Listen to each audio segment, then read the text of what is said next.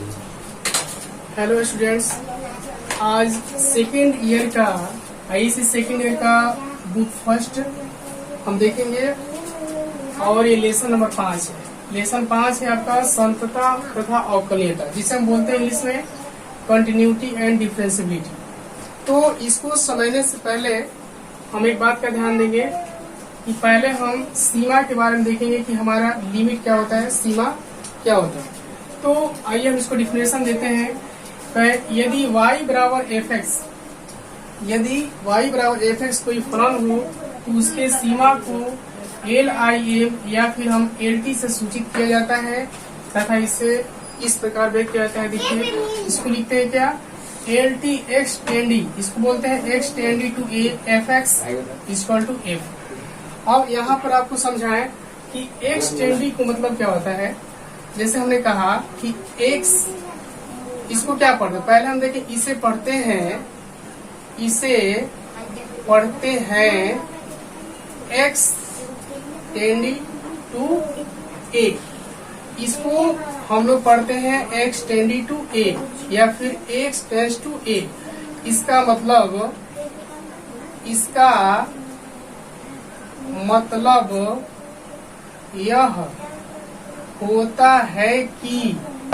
यह होता है कि x का मान a के काफी निकट है। जैसे हम समझ ले, हमने लिखा कि फॉर एग्जाम्पल समझ लीजिए कि x टेंडी टू 2, तो इसको हम ऐसे लिख सकते हैं कि x टेंडी टू 2 का मतलब होता है क्या, 1.999 एंड ऐसे करके इसी को हम ऐसे लिखते हैं x टेंडी टू 2, या फिर हम इसको ऐसे भी लिख सकते हैं x टेंडी टू 2.0000 ऐसे करके लिखा जा सकता है। तो x टेंडी टू 2 का मतलब होता है कि इसका मान, जो x का मान है, काफी a का सन्निकट होता है, निकट होता है। तो बच्चों अब हम जानेंगे सीमा के प्रकार। सीमा कितने प्रकार के, मतलब टाइप्स ऑफ लिमिट। हमने देखा सीमा क्या है और इसके बारे में हम समझा। इसके बाद अब देखेंगे सीमा के प्रकार, टाइप्स ऑफ लिमिट। तो सीमा को हम लोग 3 भागों में डिवाइड किए। सीमा को 3 भागों में डिवाइड किया गया। पहला होता है देखिए डायरेक्ट लिमिट। डायरेक्ट लिमिट के लिए होता है x इक्वल टू a पर, यहाँ पर जो a है कोई कांस्टेंट मान है, तो डायरेक्ट लिमिट के लिए हम लिखते हैं x equal to a। Right limit के लिए ग्रेटर का चिन्ह देते हैं x ग्रेटर a। और तीसरा होता है लेफ्ट लिमिट, इसको देते हैं x लेस a। तो आइए तीनों के लिए क्या फॉर्मूला होते हैं उसके बारे में समझेंगे। तो पहले हम देख रहे हैं for direct limit at x equal to a पर, तो इसको हम लिखते हैं limit x tends to a fx equal to f। तो ये हमारा हुआ डायरेक्ट लिमिट के लिए। अब इसी प्रकार for right limit at x greater a, तो इसके लिए हम लगाते हैं लिमिट h टेंड्स टू 0। यहाँ देखिए ये h है, h tends to 0 f a plus h। अब तीसरा है for left limit at x less a, तो लेफ्ट के लिए क्या होता है, limit h tends to 0 f a minus h। तो इस प्रकार सीमा को हम लोग 3 भागों में डिवाइड किए।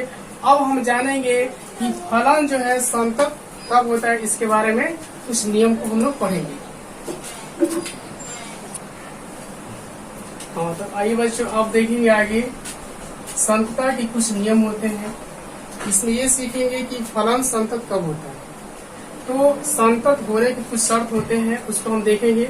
फलन संतत होने का शर्त, पहला नियम ये होता है, यदि किसी फलन में तीनों सीमाएं दिया हो। तीनों सीमाएं आप समझ रहे हैं, तीनों सीमा कौन कौन, left limit, direct limit, right limit. यदि किसी फलन में तीनों सीमाएं दिया हो और उसे ज्ञात करने पर हम उन तीनों सीमाओं को मान प्राप्त करेंगे। उन्हें ज्ञात करने पर यदि तीनों सीमाओं का मान समान हो तो वह फलन क्या होता है, हमेशा संतत होता है। और यदि ऐसा न हो तो फलन असंतत हो जाता है। इसका मतलब ये हुआ यदि हमारे पास तीनों सीमा दिया रहता है, direct limit, right limit, left limit, तो हमें संतत होने के लिए क्या होना चाहिए, तीनों का मान हमें बराबर होना चाहिए। यानी कि लेफ्ट का भी मान बराबर होना, डायरेक्ट का भी मान बराबर होना चाहिए, राइट का भी मान बराबर होना चाहिए और लेफ्ट का भी मान बराबर होना चाहिए।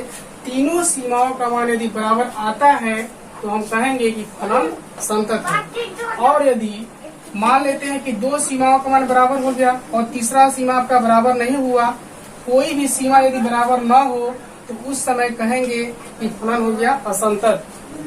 तो क्या हुआ, संतत होने के लिए हमें क्या चाहिए, तीनों सीमाओं का मान बराबर होना चाहिए, तब हमारा फलन संतत होगा। इसी प्रकार ये नियम नंबर 2 में क्या देखें, यदि किसी फलन में केवल दो सीमा दिया हो तो दोनों सीमाओं का मान प्राप्त करने पर यदि समान आता है तो फलन संतत होगा। अब इसमें क्या देखें कि यदि मान लेते हैं कि हमारे पास केवल दो ही सीमा दिया रहता है, दे सकता है लेफ्ट या डायरेक्ट दोनों दे सकता है, या फिर राइट लेफ्ट दे सकता है, या फिर डायरेक्ट लेफ्ट दे सकता है, तो इन दोनों सीमाओं का मान निकालने पर दोनों का मान बराबर आना चाहिए।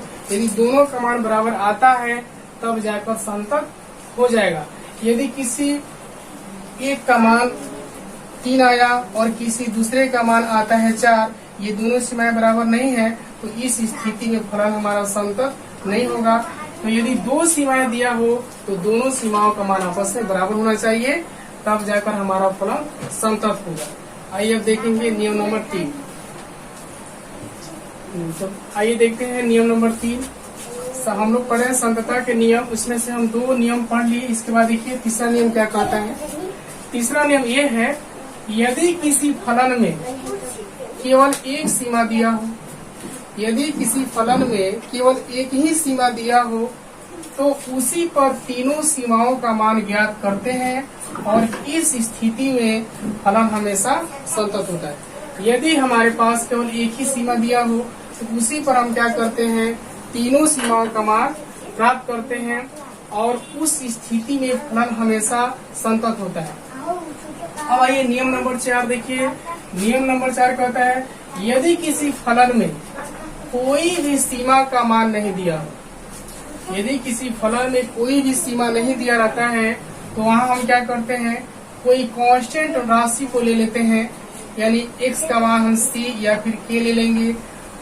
वहाँ x बराबर c और k ले करके उसी पर तीनों सीमाओं का मान प्राप्त करेंगे और इस स्थिति में फलन हमेशा संतत होगा।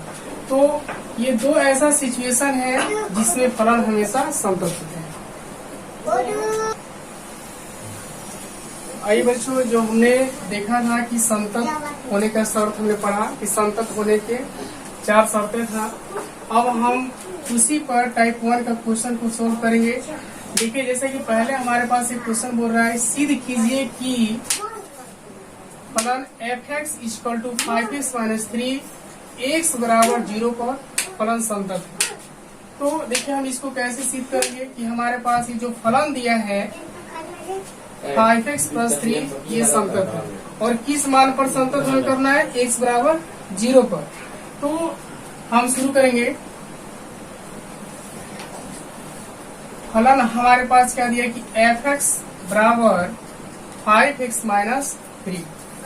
हमें x बराबर 0 पर संतत की जांच करना है। देखिए इसमें केवल एक ही सीमा दिया है कि x बराबर 0। हमें x बराबर 0 पर संतत की जांच करनी है। हमारे पास केवल एक ही सीमा दिया है, वो क्या दिया है, x बराबर 0 पर। तो आइए हम जांच कर लेते हैं। तो हमने बताया था कि यदि कोई एक ही सीमा दिया रहता है तो उसी पर हम तीनों सीमाओं का मान प्राप्त करते हैं। तो आइए पहले हम लिखे डायरेक्ट लिमिट एंड x = 0, क्योंकि हम लोग 0 पर जांच कर रहे हैं। तो इसके लिए क्या हमें बताया था कि limit x tends to a f(x) ऐसे लिखते थे। तो इसको हम अब कैसे लिखेंगे, लिमिट x टेंड्स टू, यहाँ देखिए a, यहाँ पर क्या होगा, a के जगह पर यहाँ 0 है तो यहाँ 0 लिख देंगे और यहाँ देखिए f(x) है तो f(x) हमारा कितना दिया है 5x माइनस 3, तो यहाँ लिख देंगे 5x माइनस 3। अब क्या होगा, इसके बाद देखिए ये जो x का मान 0 है इसमें रख लेंगे 5 इंटू 0 माइनस 3, तो हो गया क्या, 5 से मल्टीप्लाई कराएंगे 0 से, तो 0 माइनस 3, तो क्या आ जाएगा, माइनस 3 आ जाएगा। तो हम क्या देखें कि डायरेक्ट लिमिट का जो मान है कितना आ गया, माइनस 3 आ गया। आप निकालेंगे राइट लिमिट और right limit at x greater 0। तो इसके लिए हमने क्या बताया था कि limit h tends to 0 f a plus h। यहाँ पर ध्यान दीजिएगा, यहाँ हमने राइट लिमिट के लिए लिखवाया था ये एक फॉर्मूला, इसको राइट लिमिट के लिए हम लोग ऐसे लिखते हैं limit h tends to 0 f a plus h। अब देखिए यहाँ पर क्या हो गया कि हमारे पास लिमिट h टेंस टू 0 तो लिखेंगे। अब हमारे पास जो फलन दिया था क्या, fx बराबर दिया है क्या, 5x माइनस 3। तो यहाँ पर देखिए a प्लस h है, तो हम क्या करेंगे यहाँ पर कि जैसे हमने कहा कि fx बराबर दिया है 5x माइनस 3, तो इसको यदि हम ऐसे कर लेते हैं a प्लस h के रूप में कर लेते हैं, तो थोड़ा ध्यान दीजिएगा कि जब हमारे पास ये फलन दिया 5x माइनस 3, आप इसको हम ऐसे लिखे a प्लस h, यानी कि जहां पर x है वहां पर हमें क्या करना होगा, a प्लस h करना होगा।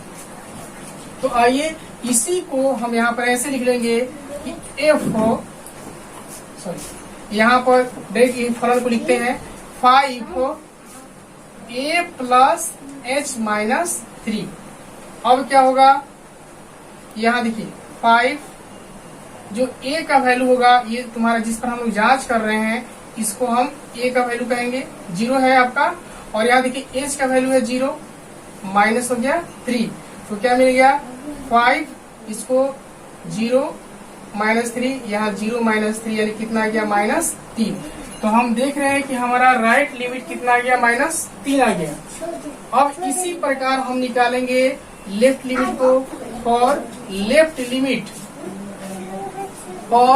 Left limit at x less 0, तो लेफ्ट लिमिट के लिए हमने बताया था कि इसके लिए ऐसे लिखते हैं limit h tends to 0 f a minus h। तो फिर एक बार समझिए यहाँ पर कि हमारे पास जो फलन दिया है क्या, 5x माइनस 3। अब हमें लेफ्ट निकालना है, तो लेफ्ट में क्या दिया है कि a माइनस h, यानी कि यहाँ जो x है यहाँ पर हम देंगे 5a माइनस h माइनस 3। तो हम आगे डायरेक्ट यहाँ पर करते हैं limit h tends to 0 5a minus h minus 3। अब वैल्यू रखेंगे 5, जिस पर हम जांच कर, देखिए 0 पर जांच करें, ये आपका a का मान हुआ, ये आपका होगा 0 और h का मान 0 माइनस 3, यहाँ 5 इंटू 0 माइनस 3, तो ये 0 हो जाएगा, माइनस 3 यानी कि माइनस 3 आ गया। तो हमने क्या देखा कि जब हमारे पास x बराबर 0 पर जांच करना था, तो हमने इस पर तीनों सीमाओं का मान प्राप्त किया, और तीनों सीमाओं का मान देखिए, यहाँ डायरेक्ट लिमिट भी माइनस 3 है, राइट लिमिट भी माइनस 3 है, और लेफ्ट लिमिट भी माइनस 3 है। तो यहाँ लिख देंगे कि यहाँ डायरेक्ट लिमिट बराबर राइट लिमिट बराबर लेफ्ट लिमिट, अतः x बराबर 0 पर फलन संतत है। तो बच्चों आज के लिए इतना ही। अब अगला वीडियो में हम इससे आगे बताएंगे, और अगला टाइप चलेगा टाइप नंबर 2। आज के लिए इतना ही, धन्यवाद।